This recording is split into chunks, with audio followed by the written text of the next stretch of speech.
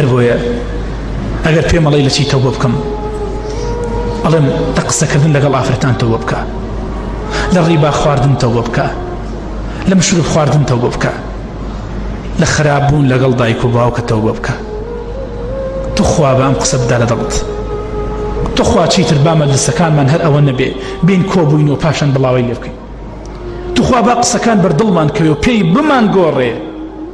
ژیانمان بوانتە مەرحەلەیەکی ترۆ، بۆ جارێک لە مزگەوت دەرناچین دەستی دایک و باوکی خۆمان ماچکەین، بۆ هەر گوێمان لێ بێ لەگەڵ دایک و باوک باش باڕۆی تۆ لە ماڵ لە مزگەوت چوویتە سۆ گوێنێکی پێدەی، گوێی ناکەی، بە قسەی ناکەی.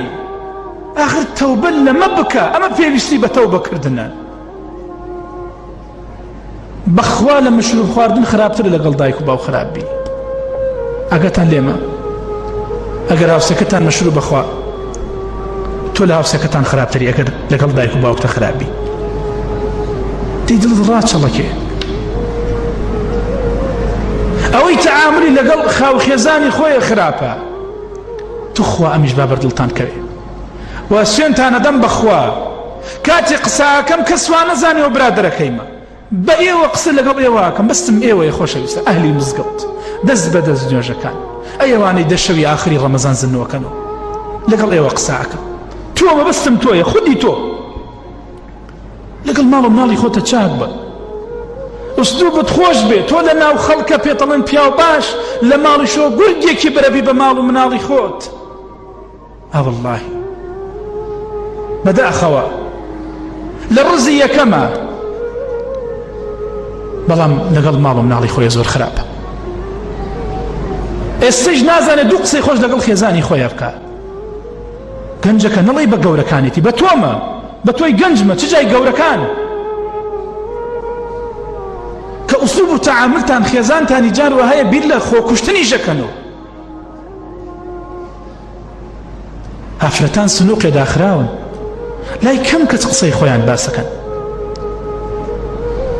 ئەو ئوسلوب ڕەقیەی تۆ ئەگەر ئاگاداری نەهەناوی ئەو سنووقە بیلامایە دەیان جار هەوڵی خۆکوشتنیدا بێ و خەبەرت لێ نییە، نەڵێ هیچم پێ نەکردووە.